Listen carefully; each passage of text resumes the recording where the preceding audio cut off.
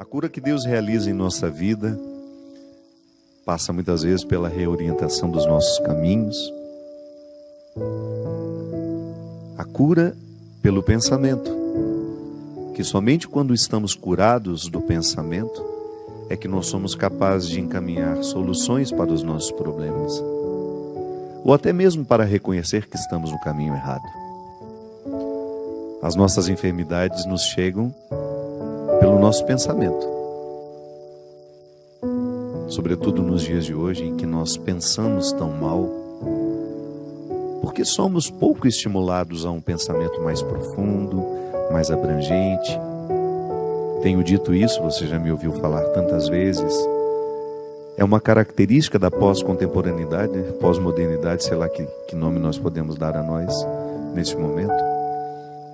Somos muito reativos, pouco reflexivos, e esse excesso de reação é justamente o grande número de estímulos que nós recebemos o tempo todo para termos uma resposta sobre as coisas. O tempo todo nós precisamos ter uma opinião formada, precisamos nos posicionar, né? Ainda que a gente não tenha refletido o suficiente para tomar aquele posicionamento, ainda que a gente nem tenha respostas para aquelas perguntas, nós associamos as nossas reações ao nosso estar vivo. E é tão estranho isso, né? Perdemos a fecundidade porque estamos reativos demais. Você experimenta isso na sua vida e cada um de nós experimenta de acordo com os estímulos que temos. O mais estimulado certamente terá ainda mais necessidade de se posicionar, porque ele está presente em tantos lugares, de tantas formas. Eu vejo pelo WhatsApp, né?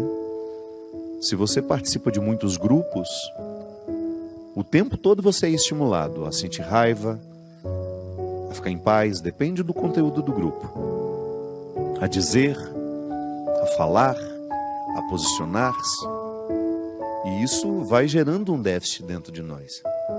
Às vezes nós estamos exaustos ao final do dia e a gente não sabe por quê.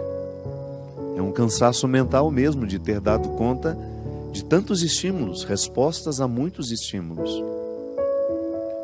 Eu pessoalmente, minha gente, acho que vai ficar cada vez mais difícil nós sermos homens e mulheres fecundos, porque a fecundidade exige o contrário, né? Exige recuo, silêncio, serenidade, tranquilidade, tudo que hoje nós não temos. Eu costumo dizer que nós somos protagonistas de um tempo que nunca houve igual em outro momento da história da humanidade. Nós já tivemos muitos fenômenos iguais, parecidos em momentos diferentes da história. Mas isso que hoje nós vivemos, de termos este excesso de comunicação à nossa disposição, esse excesso de informações, nunca na história da humanidade as pessoas foram expostas a isso. Então nós somos protagonistas de um tempo que ainda não foi suficientemente vivido para saber as consequências disso em nós. Estamos estimulados o tempo todo, temos uma facilidade imensa de nos comunicarmos, de nos conectar com outras pessoas. Os nossos filhos já estão nascendo assim. E as consequências nós ainda não vimos, porque nós estamos protagonizando. Ninguém viveu isso antes de nós para a gente saber o que isso causaria. Nós já sabemos o que o excesso de sal faz na vida de uma pessoa, porque muitas gerações já morreram antes de nós por conta do excesso de sal na alimentação. Nós já vimos muitas pessoas morrerem por causa do cigarro, porque outras pessoas viveram antes de nós. Eu fico pensando, né?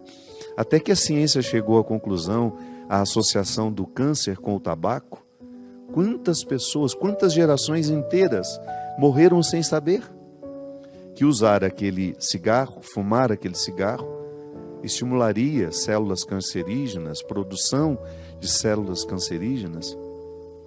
Quantas pessoas morreram por não saberem que o excesso de sal elevava a pressão arterial, aumentava o risco de AVCs, as pessoas morriam disso e a gente nem sabia o que tinha acontecido com elas. Em outros séculos, as pessoas morriam de um fenômeno que é comum ainda hoje, claro.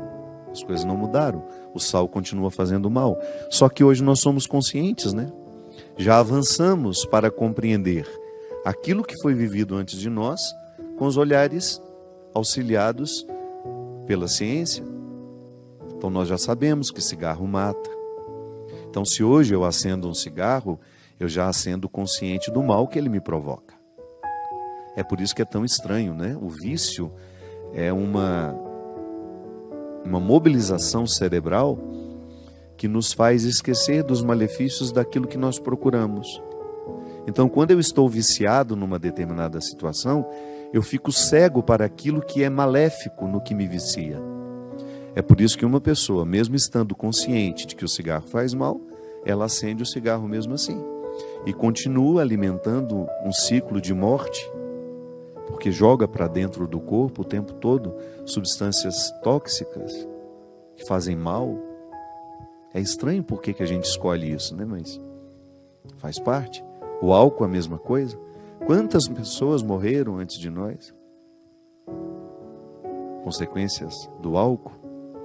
Então hoje nós estamos protagonizando um tempo que nos priva, um estilo de vida que nos priva muito da quietude, do silêncio, da concentração.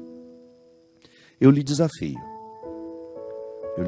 a pensar o quanto você deixou de ler nos últimos tempos por causa do celular.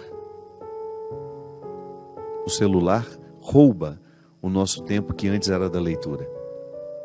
Eu não estou falando somente de uma pessoa, não. Eu estou falando de milhares e milhares de pessoas que tiveram seus hábitos modificados por causa do celular. Ah, mas eu vejo notícias no celular. Vê de forma muito superficial, né? A gente só lê as chamadas. Dificilmente a gente clica no link para ver a notícia toda. Os livros estão deixando de ser fabricados, as editoras estão falindo, as livrarias estão fechando, o que é uma perda irreparável para a construção de uma sociedade. É lamentável que o seu filho não tenha mais contato com os livros da mesma forma como você teve. Gente, eu me lembro que eu, na minha infância, eu escolhia ganhar livros no Natal. No Dia das Crianças, queria me ver feliz, era me dar um livro de presente. Eu fico pensando como deve ser difícil ter um filho hoje que deseje ganhar um livro de presente. Porque nós estamos estimulados a práticas que são diferentes. Não estou dizendo que somos piores ou melhores. Estou apenas dizendo que somos diferentes e que o cultivo desse estilo de vida já está gerando prejuízos em nós que nós já podemos identificar. Uma delas é justamente a incapacidade de refletir sobre aquilo que estamos vivendo.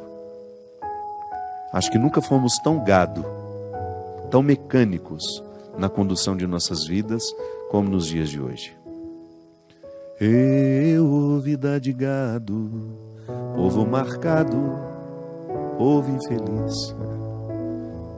Zé Ramalho tem razão. Então hoje, o nosso estilo de vida, quando eu digo que Deus precisa nos curar, porque Deus nos cura de acordo com a doença de cada tempo. Jesus curou muito leproso, que era uma doença muito típica daquela época. Hoje que a gente tem muito menos leprosos. A gente quase nem vê mais a lepra, né? Graças a Deus. Jesus curava enfermidades que eram próprias daquela época. E se hoje, minha gente, nós podemos eleger uma enfermidade que seja comum a todos nós, é justamente a nossa incapacidade de reflexão.